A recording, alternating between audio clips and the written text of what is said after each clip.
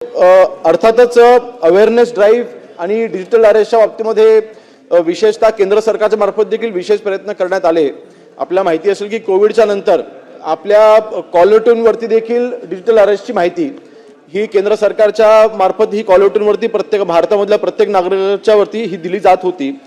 आणि विशेष म्हणजे आता सायबर गुन्ह्यांच्या बाबतीमध्ये 1930 म्हणजे 1930 आपण ही हेल्पलाईन देखील आपण चालवतो।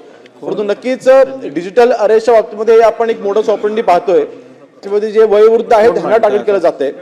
आणि म्हणून मुंबईमध्ये विशेषतः आपण सिनियर सिटीजनचा आपला जो डेटा आहे त्या डेटाच्या आधारे या प्रत्येक सिनियर सिटीजन पर्यंत पोहोचून प्रत्यक्षामध्ये आपले पोलीस अधिकारी त्यांची भेट घेत आहेत आणि डिजिटल अरेस्ट कशा पद्धतीने चालतं याची माहिती आपण त्यांना देतोय।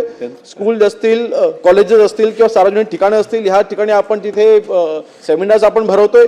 तर अवेअरनेसवरती नक्कीच अध्यक्ष महोदय भर देणं आवश्यक आहे याची मला पूर्णपणे जाणीव आहे आणि त्या दृष्टीने आपण अग्रेसिव्हली अवेअरनेस ड्राईव्ह आपण राबवतोय आणि डिजिटल अरेस्ट ही कशा पद्धतीने चालते ही सगळी माहिती नागरिकांपर्यंत पोहोचवण्यासाठी ज्या ज्या माध्यमांच्या मार्फत पोहोचवता येईल। आताच आपण पाहिलं असं की प्रसिद्ध आपले जे ऍक्टर आहेत नाना पाटेकरांची देखील आपण आता 5 मिनिटाची आपण आता एक फिल्म तयार केलेली आहे, ती देखील आपण प्रसिद्ध केलेली आहे।